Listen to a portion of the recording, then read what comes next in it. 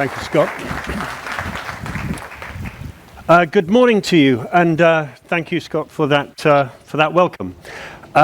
Today, I would like to talk to you about a corporate's move down the sustainability agenda, how we create a sustainability strategy, and the important things that matter to the likes of a global corporate like JLL.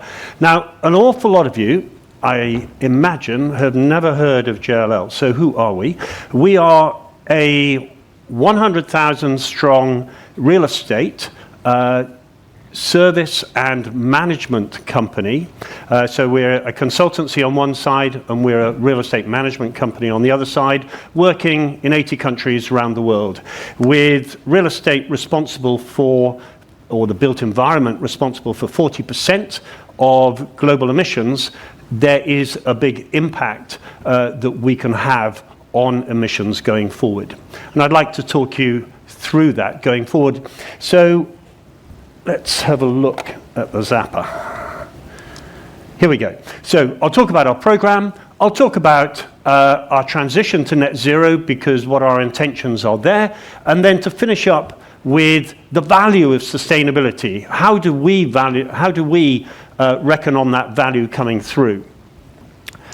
Well, we are a company that is purpose-driven, and when we were looking at our previous sustainability strategy, I was looking at it on the basis that it's sort of in a box at the edge of the desk, tied up in a nice bow, and people can dip into it as and when they wanted.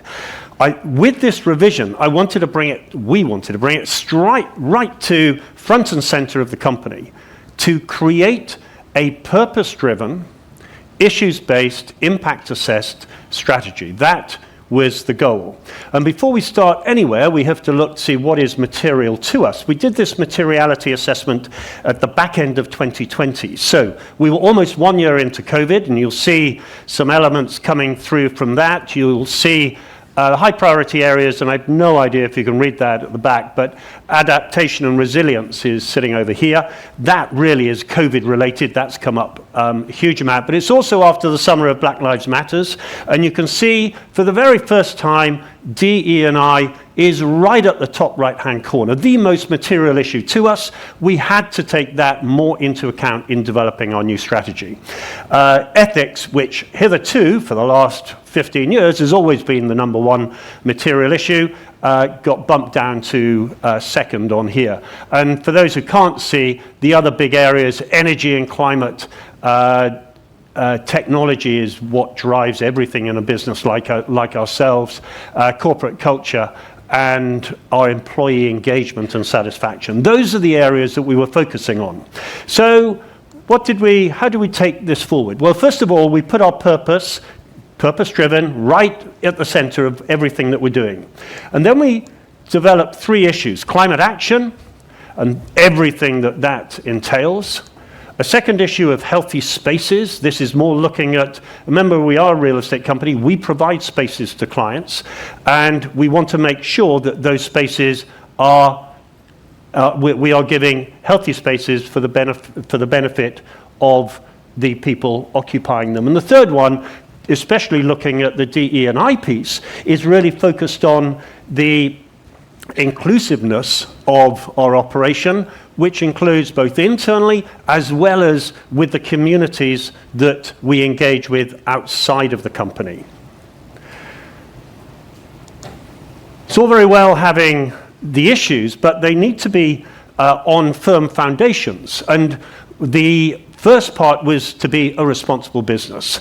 We needed to be relying upon our values of teamwork, of excellence, and crucially of ethics. This is where that ethical piece, which is drummed into everything that we do, is lodged.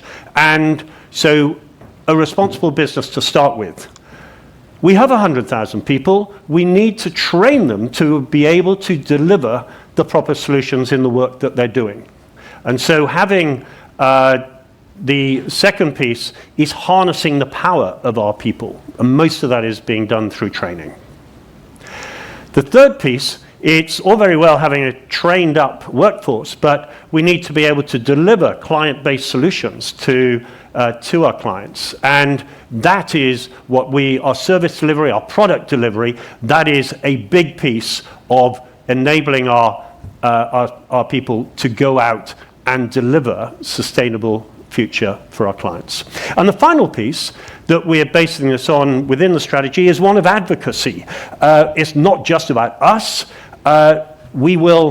No one company, no one country is going to solve this issue on their own, but together we will. And we have to advocate for a better future, be that at a government level, be it local or national, and we need to do it with our own bodies as well. World Green Building Council, in my case, is probably the best industry body that we do a lot of work with, but there are a lot of others as well. So advocacy, a big piece. So all of this pulled together sits here in the targets that we have created and we've moved from previously, and putting our targets across into those 3 issue areas. I'm not going to say anything now about that climate issue is mainly focused on net zero, single-use plastics, and we have, for all of these, we have metrics, be they percentages within staff surveys for inclusiveness, for instance, for satisfaction, or be they measurement by a certain time scale, single-use plastics by 2023, for instance. So there are different metrics each of these are judged by. The wellness people, the healthy spaces, second issue, yes, that's well-being, but it's also our health and safety, and a big piece of procurement sits in there as well, supply chain being a big issue for a lot of us. And the final place, you can see the targets that we have regarding inclusion. Quite difficult to measure people's perception on inclusion. And the other one is we have senior management targets for gender equality. That is a whole D&I, as a result of that materiality assessment, is being reassessed at the moment, and actually new targets being developed. The 3 at the bottom are very much our community engagement. So which is volunteering as well as giving, and alignment with the SDGs. And we, as a company, we align ourselves with 6 of the SDGs, only because it's quite difficult aligning to all 17 and taking them all into account. So that, in a very quick run-through, is how we've developed our strategy and how we are monitoring it. And these are targets, and the last piece of the jigsaw, remember, if we are purpose-driven, issues-based, impact-assessed, the last piece is where we've done a huge amount of work on impact assessment at the moment. There is very little consistency of approach globally. You can speak to Harvard, who will have one approach. Value Balance Alliance will have another. There are a lot of academics trying to develop approaches to this, and can't find the consistency. We don't want to wed ourselves to one or another, and so we are developing our own so that we can actually switch to a consistent impact assessment model, because inevitably further down the line it will be, if we're talking about impact assessment from a social impact basis, inevitably down the line we'll be looking at turning impact into value, and we do need a consistent approach when we start talking about dollar signs. So happy to take any questions on that afterwards, but the second piece I wanted to talk to you about was a transition to net zero. And when we talk about commitments, if I could urge everybody to not only make commitments, but think about the action plans you're going to have to partake in order to achieve it. So any commitment needs an action plan, and any action plan needs to be measured, so you need pathways as well. So if you could consider that. And then I think there is a need for transparency at the end of the day, so that you are open. And with the reporting process coming through, we can talk about that later, I think that will become inevitable, so you will need to be transparent about going forward. So what have we done? At the very early days, when I say early, by 2018, 2019, we adopted a science-based target and mandated by SBTi. That was the basis of it, but that's rather been overtaken by events. As Scott said, I was fortunate enough to be working with SBTi on the development of their net zero statement, and we were able to have our commitment mandated by SBTi prior to COP26 rather. 27 is on my mind at the moment, but COP26, and so we've set this target now, which is to be net zero by 2040 off our 2018 base, and that is 51% by 2030, 95% abatement by 2040. That is what we want to achieve. If you are looking at SBTi net zero, their actual standard, their general standard, they're creating industry ones as well, but their general standard is 90% abatement by 2050. And so we've gone a little bit ahead of that on both of those metrics, but that's what ours is. And quite separate to that, we have another more internal one. This is the World Green Building Council, where our Scope 2 emissions are our operational emissions from the buildings we occupy ourselves, and we're looking to be at net zero there by 2030. So that's what those are our commitments. How do you achieve it? Well, there's a hierarchy, isn't there, as to how we will. First of all, energy efficiencies is probably the most crucial one at the outset. And as Bill Gates says, if you multiply anything by zero, the answer is zero. So renewable energy is not such a bad place to be looking at, whether that is direct renewables or indirect via renewable energy certificates. The big piece, and we'll come on to our particular issues, and they are massive issues in partnering with our clients. And if we have any clients out here today, please, I'd love a conversation, because we do all have to work together in order to reach that end goal. And that will be crucial. Very simplistic line here. We'll develop that in a moment. Business travel, suppliers, working from home, all of these are assessed. I think when we get to Scope 3, improving the measurement of Scope 3 emissions is the one piece that we're working on hardest of all at the moment. But let's look at our footprint. There's our footprint, and you can see how it's dominated by our clients. And when we say our clients, those are the buildings we manage on behalf of our clients, and that is our biggest issue. But if we can get our Scope 2 to zero by 2030, that's our goal. I would rather hope that we can work with our clients to get them down to zero by 2040, because we're looking at impacting their Scope 2 in the main, which is the main task. Their Scope 2, our Scope 3. But you can see the other ones there. And I was talking about not just having action plans, but having pathways as well. This is our amalgamated pathway. I've taken the client piece out of this because it is so dominating.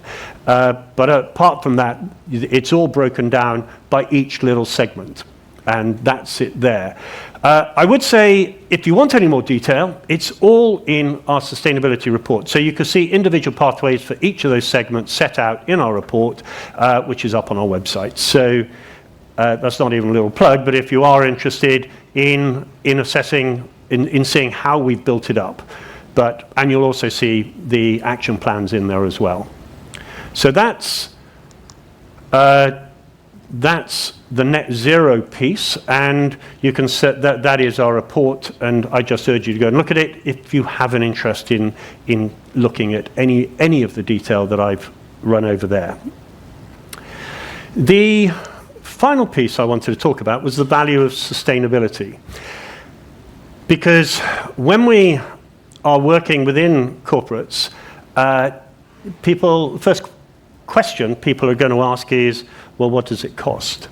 And I would first of all like to sort of say that when we are looking at sustainability, we've been just looking at the E side of ESG, but the S and the G, we we forget those at our risk, I think. So, diversity, equity, inclusion I've spoken about.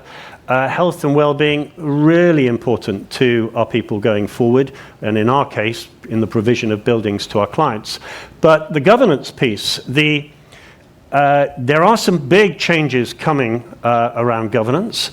First of all, sort of chicken and egg to a certain extent. If you are a US-based company, then the SEC rule is going to be biting going forward. And that is that transparency around TCFD. In the sustainability field, when I came into it, 5 years ago, I was sort of staggered by the transparency, the cooperation, collaboration with our direct competitors as well, so that we were all out there trying to improve together. I think one of the issues about the SEC rule could be is sort of an unintended consequence, because what it's trying to do is to create greater disclosure through TCFD.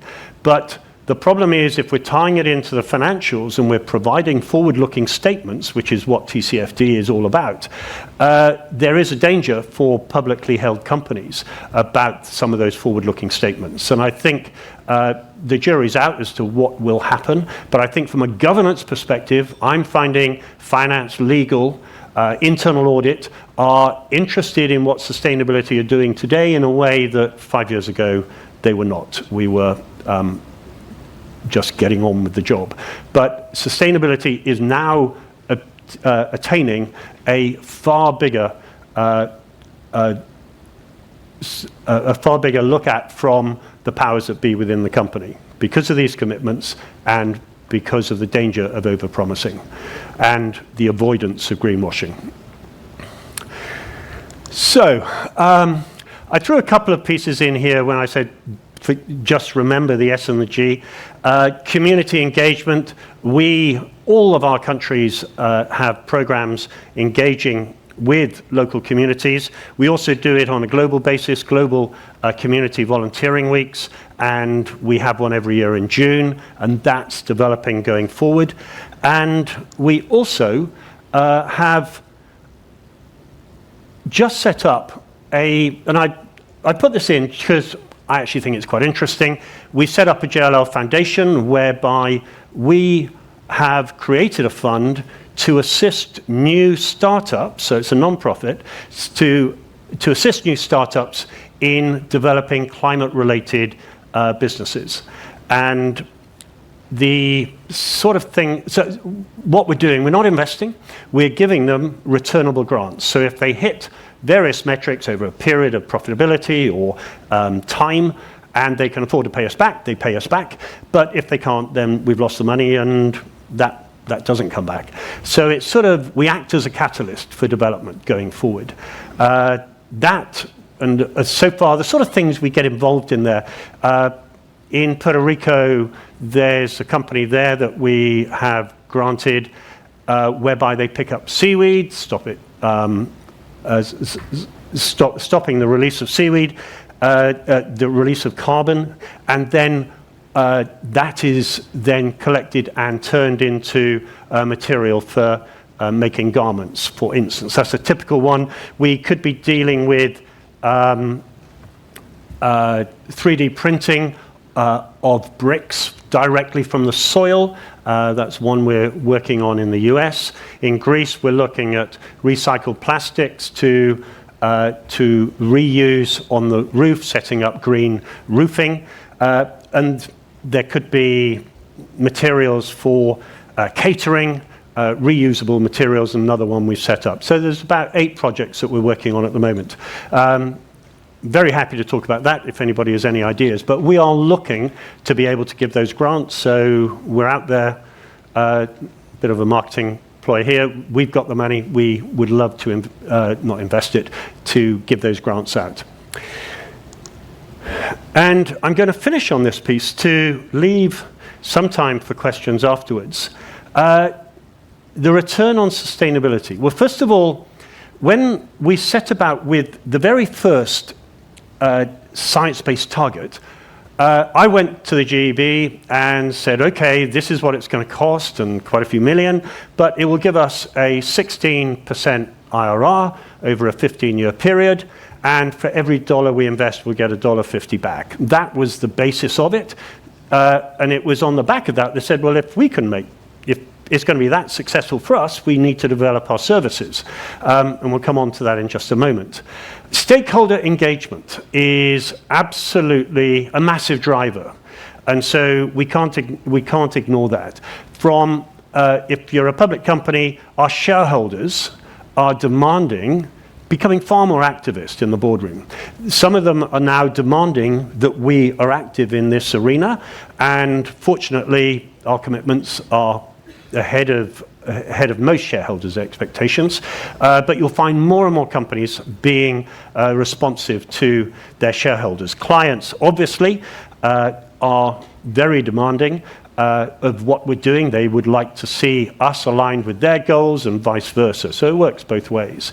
And our people are probably our major stakeholder, whereby if we want to attract and retain over 60% of our staff are Y and Z Gen, mainly like most of you in the room here. And there is a desire to see their employers actively involved. If we want to attract and retain the best staff, then we have to be active in this arena.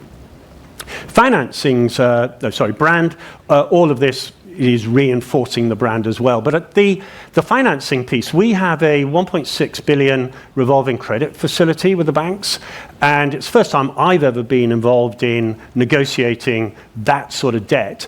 But we now get cheaper finance when we draw down on it because we're measured against our ESG metrics. So if we're maintaining our pathways, then our finance, we get it at a marginally cheaper rate. So our treasury function are also interested in what we're doing here as well. Service growth potential is, I mentioned it before, but we are a service company. We were doing $50 million of consultancy advice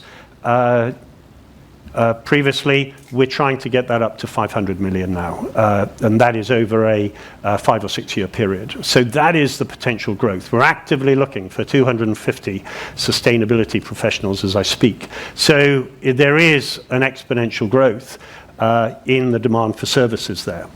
Productivity is an interesting one. We work with Harvard, and we work with them on cognitive functions due to air quality within office buildings. And it's developed a bit now more into chemicals as well, but the simple one is CO2. And we've calculated, well, Harvard have done the clever stuff, but using our buildings, they have calculated that cognitive function is improved by 26% in green buildings, those that have reduced CO2 in the air, compared to non-green buildings. 26% increased cognitive function must affect productivity. And that is the driver that our clients are wanting to, first of all, assess and then improve the air quality in their buildings. Got to say that employee well-being, to keep our staff, all of this is right for our employees. They all are demanding it, and if we can keep our people healthy, wanting to come to work, whether that's in the office or not, wanting to be part of the workplace, then that's a good thing corporately. And finally, I'm going to end on the fact that it's also the right thing to do. And if we don't all contribute to this, then the world is going to be a lot worse off than it is at the moment. And I would like to think that these are the sorts of reasons we need to be promoting to your boards back in your places of work. Because I was listening to the radio today, and they were making the point. So somebody was talking about SMEs, and he was making the point that the first thing to be ditched is going to be their sustainability ambitions once we hit. If we start moving into recession and laying people off. And we've got to say that is the last thing we should be doing because we can actually differentiate ourselves and make a return on our investments into sustainability. So I would urge you to go back and pass that message back. This is good for business. And on that note, Scott, I'm going to finish. Thank you very much indeed.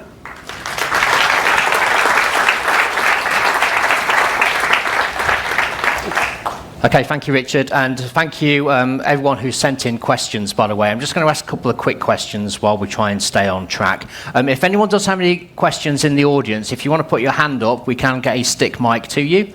Helen will bring it to you. Okay, we've got a question over there. Helen, if you could make your way over there. In the meantime, I'll just ask you a question that's come in via the event app as well. One question here is, what are the biggest challenges in developing a science-based target? Getting the data. First of all, getting the data, and then having a platform to put it on, certainly the scale of what we're doing. So getting the data and having a platform so you can then analyze it. The third piece is scope 3, which is causing problems for all of us, moving away from revenue proxies and actually getting actual data. Yeah, and scope 3 is a topic we're going to cover heavily. Certainly this afternoon, I think we've got a panel discussion around that topic. So if we can take the question, if you just start, please, by stating your name and the organisation you're from. I think the mic's already on, so you just... Perfect. Hi, James here from Redshaw Advisors. You mentioned when you were speaking to your executive board how you presented it as an opportunity in terms of ROI. How did you achieve that mindset shift from expense to opportunity? Well, the ROI was over a 15-year period. There is the issue is it's capital expenditure up front. But when they looked at the figures, because I pushed them through finance to start with, I was able to get the figures verified before going to the board. They weren't just my figures. We had external consultants as well, but we had 5 years where we were investing with zero return. We went positive after 5 years. Verification, I find verification of everything takes away a lot of headaches. External audit of your carbon emissions is really useful because then nobody can question it. Okay, we had some questions coming from Slido as well. I'll just try and take one of these very quickly. There were various questions about how can startups find out about the JLL Foundation. I know that a link has actually been posted in here. So very quickly, does JLL have a human rights policy? Does it carry human rights due diligence specifically? Yes, we have a human rights policy, and we have linked in with that is also our modern slavery statements, where it's all up on the website, and I'd urge you to look at that under corporate policies. Okay, thank you. As I said, there's loads of questions in here. We'll try and answer as many of these as possible during the course of the day. Ooh, go on then, very quickly. Could we... Final question, if you please try and keep it as brief as possible. Been sitting in the front row all morning, so you deserve that. Thank you. Noah Miller from Advanced Infrastructure. My question was around, you're a global organisation and you have global sustainability targets, but strategies that work in one country won't work in another, or even across a country. So where does the kind of ownership of actually delivering the sustainability targets sit? Well, that depends on the governance of the company. We run on vertical business lines, capital markets, our advice to our corporates. So we drive it vertically down through the business as well as the support units. They're all structured on a vertical basis. It doesn't get away from the fact, though, that we then need to provide sort of a management mesh, if you like, by working horizontally across geographies. You can't forget the geographies because that is where you get a lot of the glue. So having moved to this vertical structure a couple of years ago, we've created various issues for ourselves, but that horizontal meshing of working in countries. So countries can develop their own individual sustainability strategies. Like the UK, for instance, their ambitions are higher than our global ambitions across many things because they are more advanced. Whereas I've got to be looking at what can India, China, Japan all achieve, and we need a commonality there that is perhaps a lower base than some of the individual countries. Okay, thank you for your question. We'll have to leave it there. So many questions. Thank you very much, Richard. Thank you, Scott. Thank you.